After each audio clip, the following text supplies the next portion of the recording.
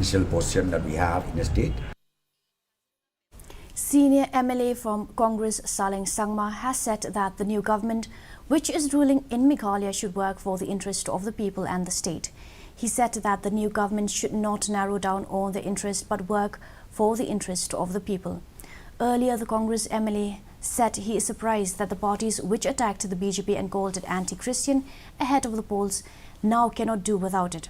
He said these parties went against one another in the lead-up of the elections but came together to form a coalition government.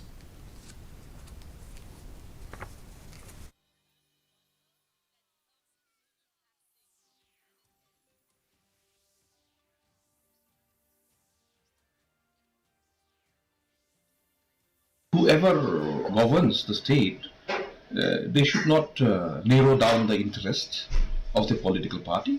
They should look at the people at large. So what will be the best for the people and the society and the state and the district? But I'm surprised to see, especially in the state of Meghalaya, you see, like, no, they were talking about, attacking the charges, killing the Christians, so and so forth, right? By the BJP and then, the BJP party. But it's surprised to see that, like, everybody needs BJP.